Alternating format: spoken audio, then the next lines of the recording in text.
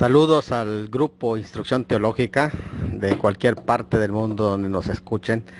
Esta semana vamos a tener el tema número 18 de la temática acercándonos a la geografía bíblica. El tema se llama el Imperio Neobabilónico. Acuérdense que ya hemos escuchado el tema del antiguo imperio de Babel y posteriormente se habló de los caldeos, también de el antiguo imperio babilónico, la antigua Babilonia. Todos esos temas ya se han detallado. Posteriormente iba a surgir en ese mismo espacio de la media luna fértil que fueron, por decir así, imperios sucesivos quienes estuvieron estando presentes en esos mismos espacios, incluidos allá anterior a ellos el imperio asirio, que al caer inmediatamente viene precisamente este imperio neobabilónico que va a ser pues prácticamente el imperio que va a encabezar el cautiverio de Judá, la caída del templo de Jerusalén, la primera destrucción del templo, y pues va a estar presente durante el periodo del inicio de los 70 años, tanto de cautiverio como de desolación en la tierra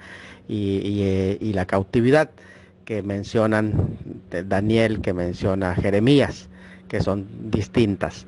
En fin, vamos a tener desde el inicio del padre de Nabucodonosor, que es Nabopolosar, quien hace, quien hace acto de presencia introduciendo la preparación para que se establezca el imperio neobabilónico con Nabucodonosor.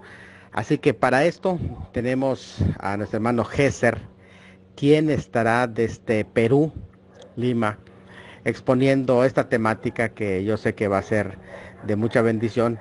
Y bueno, pues él va a estar compartiendo en ese tema conforme a la metodología que él nos explique, y de esta manera podemos participar. Les invitamos para que participen sobre esta temática, preguntas que ustedes puedan hacer relacionados a la caída de Jerusalén, relacionados al reinado de Nabucodonosor y toda la dinastía de los caldeos, que es interesante, y de allá también relacionados tal vez al libro de Daniel y otras historias que están relacionados a los reyes, últimos reyes de Judá. Bueno, pues les mando un abrazo desde Cozumel y dejamos este espacio a nuestro hermano Gesser, quien estará compartiendo esta temática. El imperio neobabilónico es el tema número 18 de los temas acercándonos a geografía bíblica. Sé que lo van a disfrutar, así que adelante. Buenas tardes a cada uno de ustedes, a los amigos y profesores y pastores del grupo Instrucción Teológica. Hoy vamos a iniciar la clase sobre el imperio neobabilónico. Esta es una introducción al tema, la cual estaremos desarrollando durante estas semanas. El imperio neobabilónico fue un periodo de la historia de Mesopotamia que comenzó en el año 612 a.C. y terminó en el 539 a.C. Durante los 3 siglos anteriores, el imperio babilónico había sido gobernado por otro pueblo, con el que compartía el idioma acadio, sus vecinos del norte, los asirios. Un año después de la muerte del último gobernante asirio fuerte, Asur-banipal, en el 627 a.C., el imperio asirio entró en una espiral de guerras civiles, brutales guerras. Babilonia se rebeló durante el reinado de Nabopolassar y en alianza con medos persas, hititas y cimerios saquearon la ciudad de Nínive en el 612 a.C.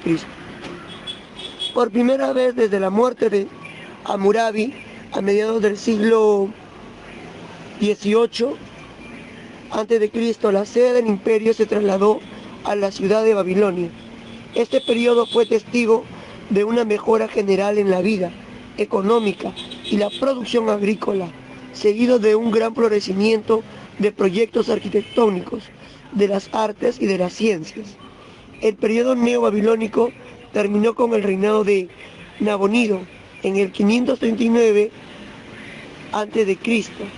En pleno apogeo de la nación persa, Ciro II el Grande conquistó el imperio poniendo fin a 80 años de historia. Continuando con la exposición, estimados hermanos y pastores y maestros de instrucción teológica, estaremos hablando sobre los antecedentes históricos. Babilonia estuvo sometida y dominada por Asiria durante el imperio neoasirio, 911 al 616 a.C., como lo había estado a menudo durante el imperio asirio medio, 1365 a 1020 a.C. Los asirios de Mesopotamia superior generalmente habían sido capaces de pacificar a los pueblos del sur mediante su poderío militar, instalando reyes títeres u otorgándoles privilegios. Renacimiento de viejas tradiciones. Después de que Babilonia recuperó su independencia, los gobernantes neobabilónicos fueron profundamente conscientes de la antigüedad de su reino y siguieron una política architradicionalista, reviviendo gran parte de la antigua cultura sumerio-acadia. Aunque el arameo se había convertido en la lengua cotidiana, el acadio se mantuvo como el lenguaje de la administración y la cultura. Expresiones arcaicas de 1500 años antes se retradujeron en las inscripciones acadias, junto con palabras en el sumerio, no utilizando durante largo tiempo la escritura cuneiforme neobabilónica. También se modificó para asemejarse al antiguo sistema de escritura del tercer milenio antes de Cristo propio del idioma acadio. Las obras de arte antiguas precedentes del apogeo de la gloria imperial de Babilonia fueron tratadas con reverencia casi religiosa y fueron minuciosamente preservadas. Por ejemplo, cuando se encontró una estatua de Sargón I durante las obras de una construcción, se edificó un templo para ella y se le hicieron ofrendas. Se cuenta la historia de cómo Nabucodonosor II, en sus esfuerzos por restaurar el templo en Sipar, tuvo que realizar varias excavaciones hasta que encontró los cimientos de la época del emperador Naram-Sin. Este descubrimiento le permitió reconstruir el templo correctamente. Los neobabilonios también revivieron la antigua práctica de los sargónidas de designar a una hija real para servir como sacerdotisa de la deidad lunar Sin. Vida cultural y económica. Se sabe mucho más sobre la cultura y la vida económica de Mesopotamia bajo los neobabilonios que sobre la estructura y la mecánica de la administración imperial. Está claro que para el sur de Mesopotamia, el periodo neobabilónico fue un renacimiento. Grandes extensiones de tierra fueron abiertas al cultivo. La paz y el poder imperial pusieron a su disposición recursos para expandir los sistemas de riego y construir un extenso sistema de canales. El campo de Babilonia estaba dominado por grandes propiedades que se daban a los funcionarios del gobierno como una forma de pago. Las haciendas generalmente eran administradas por empresarios locales, quienes obtenían las ganancias. La gente del campo estaba ligada a estas fincas, proporcionando mano de obra y alquileres a sus propietarios. Hasta aquí hemos avanzado una parte sobre la introducción y sobre los antecedentes históricos del imperio neobabilónico. Si hay alguna consulta, alguna pregunta, pueden hacerlo en estos momentos. Dejamos un espacio libre para preguntas a cada uno de los hermanos y amigos y maestros de este grupo de WhatsApp de instrucción teológica. Dinastía neobabilónica, la dinastía 11 de Babilonia. Nabopolassar del 626 al 605 a.C. Nabucodonosor II del 605 al 562 a.C. Evil Merodach de 562 a 560 a.C. y Nerik Lizar de 560 al 556 a.C. Lavashi Marduk 556 a.C. Nabonido del 556 al 539 a.C. Estaremos viendo cada uno de estos gobernantes y dinastías que pues gobernaron Babilonia en ese tiempo del Neo-Babilonio. Nabopolassar, 626 al 605 a.C. Después de la muerte de Asurbanipal en el 627 a.C., el imperio asirio comenzó a desintegrarse, dividido por conflictos internos. Axur-Etil Ilani cogobernó con Ashurbanipal desde el 630 a.C., mientras que un gobernador asirio llamado Candolanu se sentó en el trono de Babilonia en nombre de su rey. Babilonia parecía segura hasta que tanto Asurbanipal como Candolanu murieron en el 627 a.C. y Asiria entró en una serie de guerras civiles internas que finalmente conducirían a su destrucción. Un general asirio, Sin-Shumu-Lixir, se rebeló en el 612 a.C. y se declaró rey de Asiria y Babilonia, pero fue rápidamente expulsado por el ejército asirio, leal al rey Ashur-Etil Ilani, en el 625 a.C. Babilonia fue tomada por otro hijo de Asurbanipal, Sin-Shar-Ishkun, que se proclamó rey. Sin embargo, su gobierno no duró mucho y los babilonios se rebelaron. Nabopolassar se apoderó del trono en medio de la confusión y nació la dinastía neobabilónica. Babilonia en su conjunto se convirtió en un campo de batalla entre el rey Axur-Etil Ilani y su hermano Sin-Shar-Ishkun, que combatieron en la región. Esta situación anárquica permitió a Nabopolassar permanecer en el trono de la ciudad de Babilonia, pasando los siguientes 3 años sin ser molestados, consolidando su posición en la ciudad. Sin embargo, en el 623 a.C., Sin-Shar-Ishkun mató a su hermano en la batalla de Nippur en Babilonia, se apoderó del trono de Asiria y luego se dispuso a volver a tomar la Babilonia de Nabopolassar. Nabopolassar se vio forzado a soportar ejércitos asirios acampados en Babilonia durante los siguientes 7 años. Sin embargo, se resistió ayudando por la continua guerra civil en la misma Siria, lo que dificultó en gran medida los intentos de Sin-Shar-Ishkun de retomar las partes de Babilonia en poder de Nabopolassar. Nabopolassar tomó Nippur en 619 a.C., un centro clave pro-asirio en Babilonia, y hacia el año 616 a.C. todavía controlaba gran parte del sur de Mesopotamia. Asiria, todavía con conflictos internos, había perdido el control de sus colonias, que habían aprovechado los diversos trastornos para liberarse. El imperio se había extendido desde Chipre a Irán y desde el Cáucaso a Egipto en su apogeo. Nabopolassar intentó un contraataque y marchó con su ejército a la propia Siria en el 616 a.C.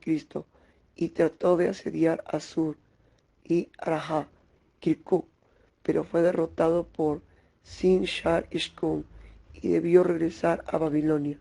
Se produjo un estancamiento con Nabopolassar incapaz de penetrar en Asiria a pesar de su estado muy debilitado, y Sin-Shar-Ishkun incapaz de expulsar a Nabopolassar de Babilonia debido a la incesante guerra civil en Asiria.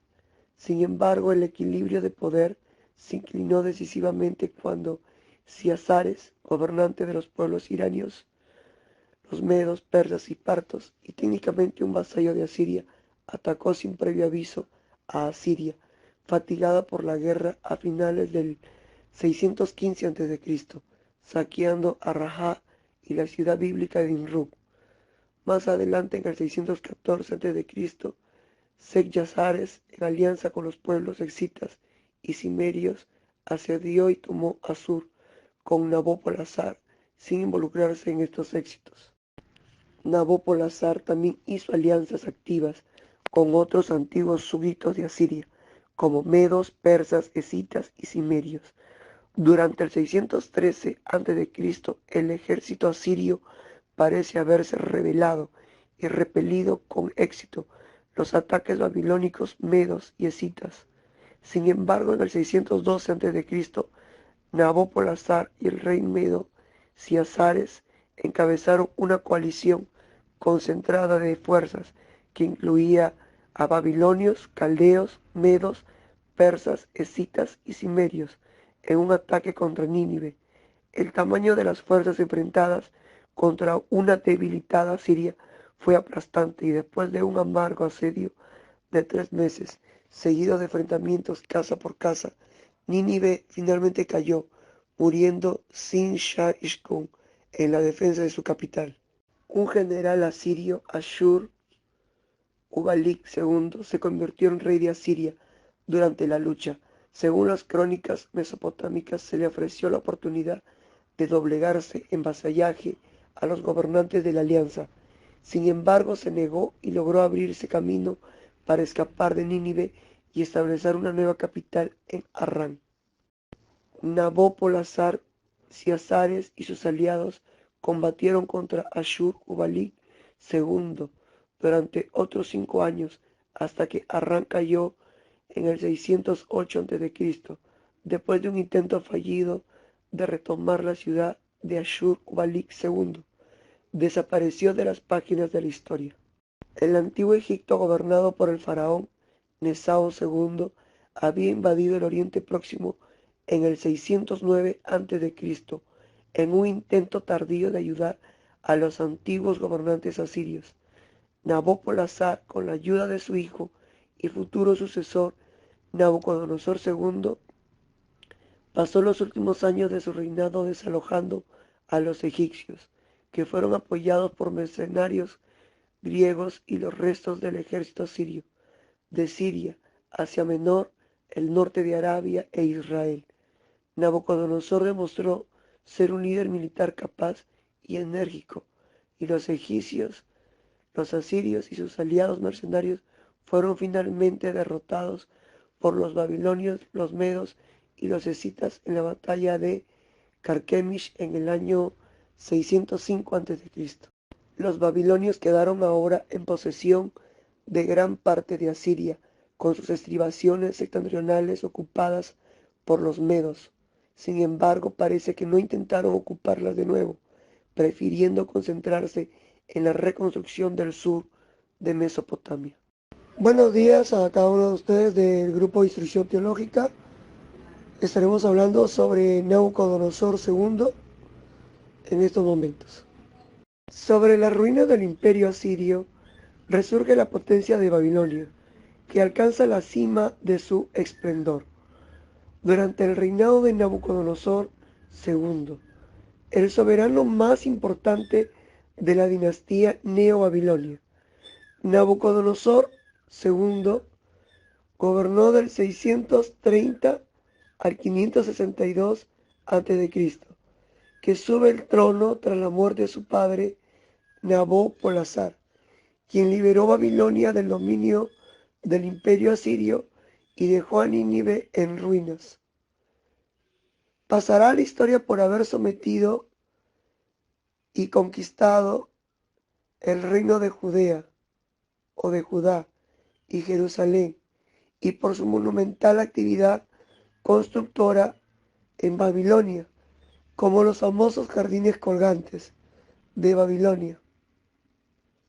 Recordemos eso. Ha sido tradicionalmente llamado Nabucodonosor el Grande, pero la destrucción del templo de Jerusalén y la conquista de Judá lo granjearon una mala imagen en las tradiciones judías y en la Biblia, al contrario de lo que sucede en el Irak contemporáneo, donde es glorificado como un líder histórico. Y vuelvo a repetir que él sometió y llevó a la cautividad a los israelitas a Babilonia y destruyó el templo de Jerusalén. Fue un ataque directo a la identidad del pueblo judío. Con Nabucodonosor II se dio comienzo al periodo de 70 años conocido como la cautividad de Babilonia, la cual lo registra la Biblia. Un acontecimiento profetizado en la Biblia por los profetas Jeremías y muchos más profetas, y que llegarían a su fin solo con la conquista persa de Babilonia en el año 517 a.C., al mismo tiempo para garantizar la seguridad del frente oriental. Este rey se casó con una hija del rey de los Medos. El rey Nabucodonosor II no tuvo reparos en el trato que le daba a sus enemigos. En el año 604 a.C., los egipcios que habían sobrevivido a la batalla de Carquemish fueron perseguidos y asesinados. En diversas ocasiones tuvo que reprimir revueltas internas en Babilonia, en las que hizo ajusticiar a traidores y enemigos, incluso entre los altos cargos del ejército. Tras haber sitiado la ciudad de Tiro durante 13 años, consiguió conquistarla en el 587 a.C., sin que ello le reportase un gran botín. Su muerte en el año 562 a.C. puso fin a 43 años de reinado y de victorias militares. Llevó a cabo, como vuelvo a repetir, exitosas campañas militares en Siria, en Fenicia, imponiendo tributos desde Damasco hasta Tiro y Sidón. Dirigió numerosas campañas en Asia Menor, en la tierra de los Atí. Al igual que los asirios, los babilonios tuvieron que hacer una campaña anual para controlar sus colonias. En el 601 a.C., Nabucodonosor II estuvo involucrado en una batalla importante, la que hemos recalcado en el anterior audio. Estuvo involucrado en una batalla importante, pero no concluyente, contra los egipcios. En el 599 a.C., invadió Arabia y dirigió a los árabes hacia Kedar. En el 597 a.C., invadió Judá y capturó Jerusalén y depuso a su rey Joaquín de Judá. Los ejércitos egipcios y babilónicos lucharon entre sí por el control del cercano oriente durante gran parte del reinado de Nabucodonosor II, y esto alentó al rey Sedecías de Judá a rebelarse. Después de un asedio de 18 meses, Jerusalén fue capturada en el 587 a.C. y miles de judíos fueron deportados a Babilonia, y el templo de Salomón fue arrasado. En el 572 tenían el control total de Babilonia, Asiria, Fenicia, Israel, Filistea, el norte de Arabia y parte de Asia Menor.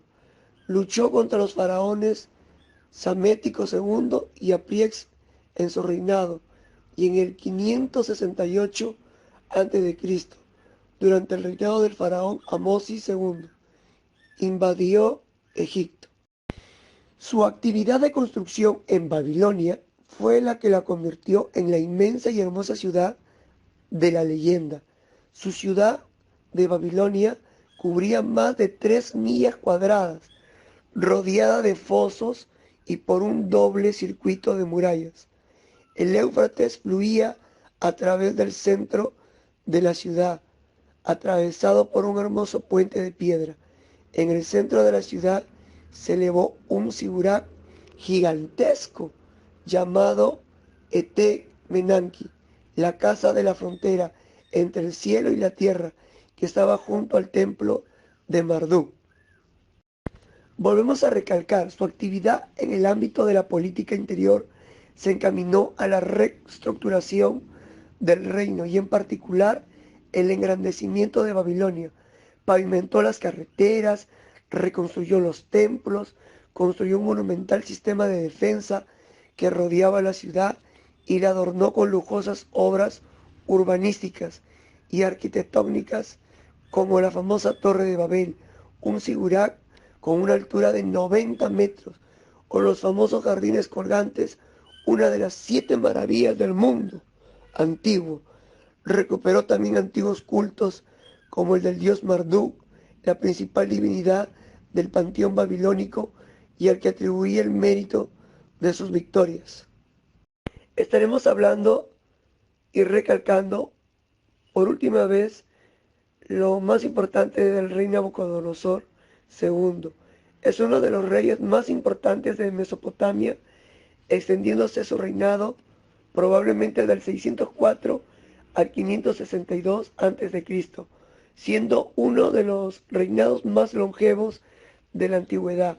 Conquistó numerosos territorios, incluyendo la ciudad de Jerusalén. Fue un rey que lo tuvo todo y creó los jardines colgantes de Babilonia en honor a su esposa persa Amitis, hija del rey Ciasares del imperio Medo, para que no echara de menos los parajes boscosos de su tierra, y fue considerado una de las 7 maravillas del mundo antiguo, junto a otros como la Gran Pirámide de Giza, Templo de Artemisa en Éfeso, el Faro de Alejandría o el Coloso de Rodas. Pese a ser uno de los monarcas que llevó a su pueblo prosperidad y desarrollo económico, acabó sus días de una forma desdichada.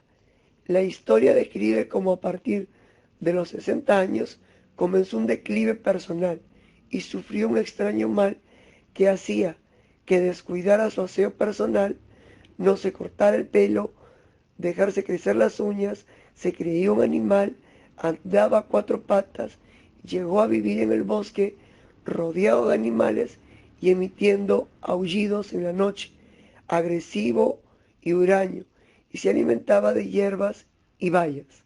Sus iguales creyeron que estaba poseído por espíritus demoníacos, que había sido castigado por el Dios de Israel por la destrucción de Jerusalén.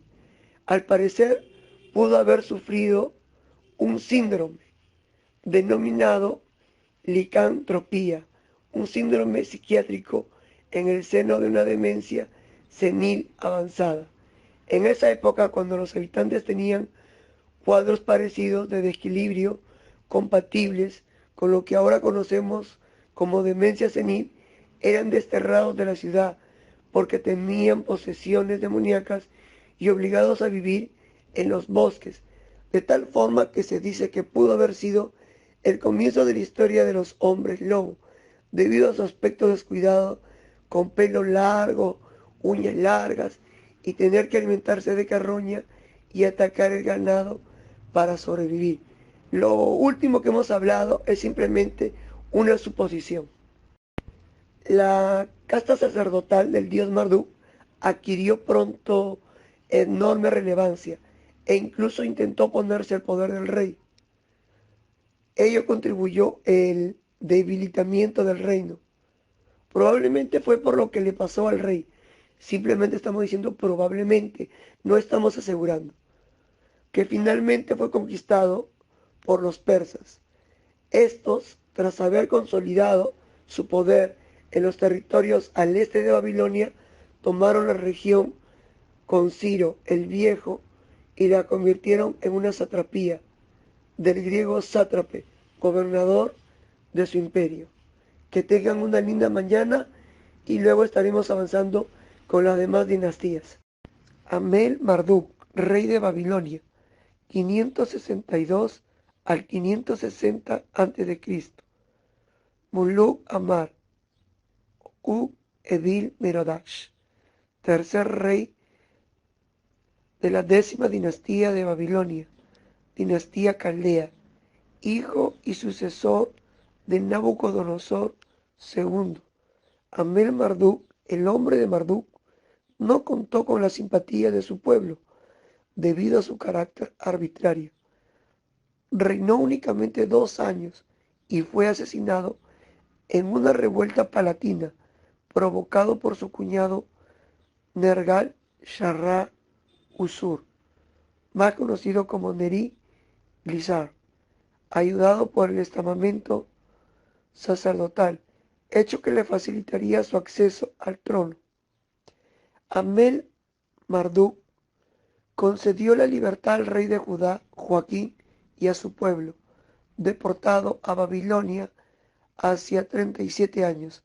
En la Biblia, al rey caldeo se le da el nombre de Evil Merodach, con el significado de maldito insensato, término derivado del acadio. El hombre de Marduk, como se le conocía, se ignora todo lo relativo a su política exterior. No hay más información sobre él, pero lo poco que se ha podido recopilar es esto. Neri-Glisar, rey del imperio neobabilónico entre el 560 y el 556 a.C. Neri-Glisar, también conocido como Nebú-Zaradán, como es mencionado en el libro de Jeremías, capítulo 39, versículo 13, fue rey de Babilonia entre el 560 y 556 a.C. Cuarto rey de la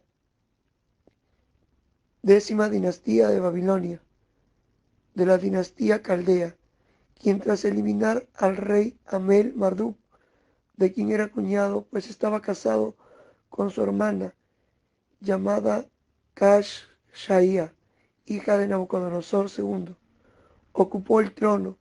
En un principio fue hombre de negocios y rico terrateniente.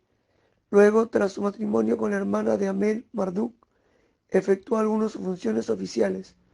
Fue comisario real de la contabilidad del templo de Sipar, general en el asedio de Jerusalén del año 587 a.C. y finalmente pactó con los sacerdotes para eliminar a Amel Marduk de su reinado. Se conocen pocas cosas: reconstrucción de templos, obras públicas, canales y regadíos, y una campaña contra el reino de Pirundú en Cilicia. A su muerte, ocurrida en extrañas circunstancias, le sucedió su hijo Labashi Marduk, todavía menor de edad. Volvemos a repetir que fue un general y rico hacendado. Poseía importantes dominios en Babilonia y en Opis. Durante cierto tiempo fue comisario real de la contabilidad del templo de Sipar. Participó como militar en el asedio de Jerusalén en el 587. Fue yerno de Nabucodonosor II. Sucedió al hijo de este, Evil Merodach, como resultado de una conspiración palaciega cuando ya era de edad madura. Dedicó la mayor parte de su reinado a trabajos pacíficos como la restauración de templos, palacios, muelles y canales. Solo se le conoce una campaña en Cilicia, pacificando el país hasta la frontera con Lidia. Murió 4 años después, siendo sucedido por su hijo Labashi Marduk. Labashi Marduk, rey de Babilonia, 556 a.C. Quinto rey de la 10ª dinastía de Babilonia, dinastía Caldea, hijo y sucesor de Neri-Glisar. Los documentos que han pervivido permiten afirmar que su padre murió a finales de abril del año 556 a.C. Algunos de esos documentos de tipo legal registran el nombre de Labashi Marduk en Uruk y en Sipar con fechas del 3 y 22 de mayo, respectivamente, mientras que las primeras fechas que dan de su sucesor en el trono, ajeno a la familia real, el rey Nabonido, se sitúan en el 25 de mayo del mismo año. En consecuencia, ambos personajes reinaron, aunque en lugares distintos al mismo tiempo, o aspiraron a la realeza en fechas muy parecidas. La lista de reyes neobabilónicos atribuye a Labashi Marduk un reinado de 3 meses, mientras que Beroso le asigna 9. Los textos de Nabonido aluden a Labashi Marduk como una persona que accedió al trono siendo niño, aunque ya entonces estaba lleno de maldad y faltaba a los dioses de un modo poco habitual.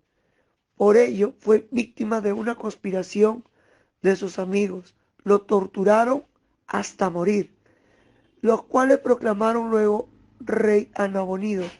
Históricamente no se puede comprobar esta afirmación, ya que los documentos de Labashi Marduk, además de escasos, son únicamente de tipo legal y no contienen referencias a su persona.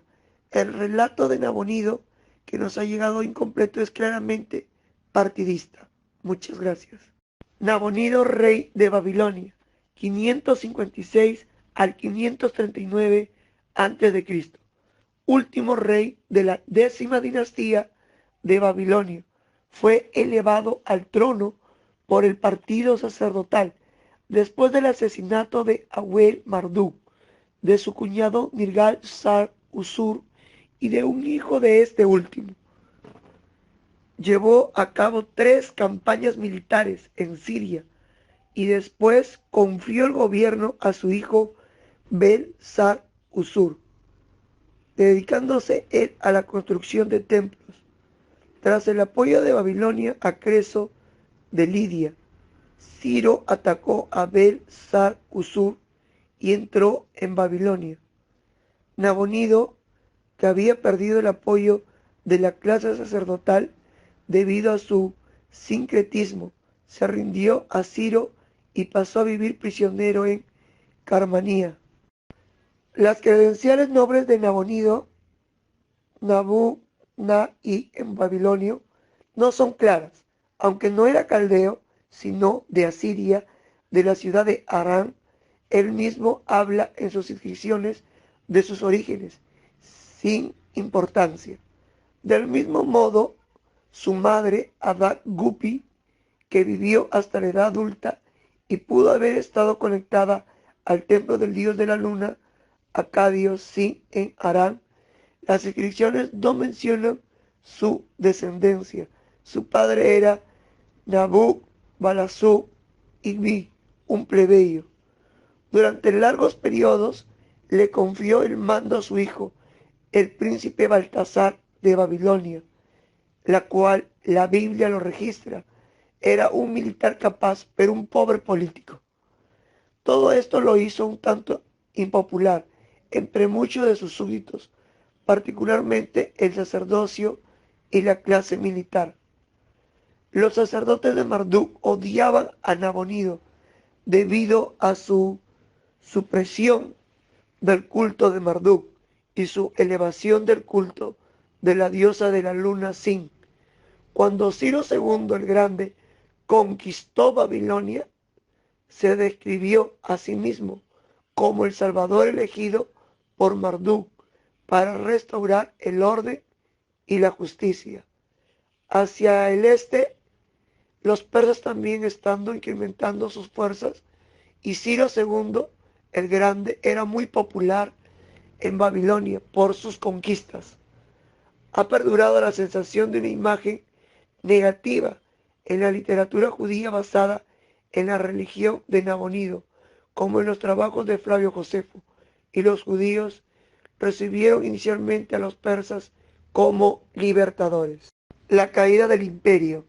En el 549 a.C., Ciro II el Grande, el rey Aqueménida de Irán, se rebeló contra su soberano Astiages, rey de los Medos, en Ecbatana.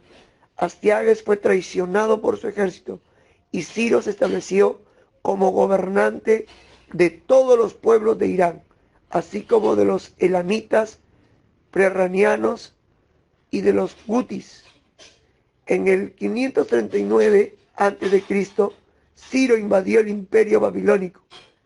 Nabonido envió a su hijo Baltasar para alejar al enorme ejército persa. Sin embargo, ya superado en número masivamente, Baltasar fue traicionado por Gobrias, gobernador de Asiria, quien cambió sus fuerzas al lado persa. Las fuerzas de Babilonia fueron abrumadas en la batalla de Opis. Nabonido huyó a Borsipa y el 12 de octubre después de que los ingenieros de Ciro hubieran desviado las aguas del Éufrates, los soldados de Ciro entraron a Babilonia sin luchar. En las obras de Jenofonte se dice que Baltasar de Babilonia fue asesinado, pero su relato aquí no es fiable. Nabonido se rindió y fue deportado. Guardias gutianos fueron colocados a las puertas del gran templo de Bel, donde los servicios continuaron sin interrupción. Ciro llegó a Babilonia el 3 de octubre y Gobrías actuó por él en su ausencia. Gobrías luego fue nombrado gobernador de la provincia de Babilonia. Ciro afirmó ser el sucesor legítimo de los antiguos reyes de Babilonia y el vengador de Marduk, quien se suponía airado ante la impiedad de Nabonido, llevarse las imágenes de los dioses locales de sus santuarios ancestrales a su capital Babilonia. Nabonido, de hecho, había despertado un fuerte resentimiento al intentar centralizar la religión de Babilonia en el templo de Marduk, en la ciudad de Babilonia. Y si bien había traído a su causa a los sacerdocios locales, los militares lo despreciaban debido a sus gustos anticuados. Parecen haber dejado la defensa de su reino a otros, ocupándose del trabajo más agradable de excavar los registros de la fundación de los templos antiguos y determinar las fechas de sus constructores.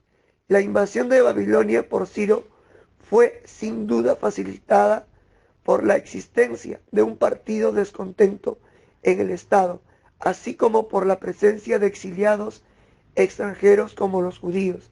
En consecuencia, uno de los primeros actos de Ciro fue permitir a estos exiliados regresar a sus tierras natales, llevando consigo las imágenes de sus dioses y sus vasijas sagradas. El permiso para hacerlo estaba incorporado en una proclama mediante la que el conquistador se esforzaba en justificar su reclamación al trono de Babilonia. Todavía era fuerte la sensación de que nadie tenía derecho a gobernar sobre Asia Occidental hasta que Bel y sus sacerdotes lo consagraran, y en consecuencia Ciro asumió el título imperial de rey de Babilonia. Babilonia, como Asiria, se convirtió en una satrapía de la Persia Aucaménida.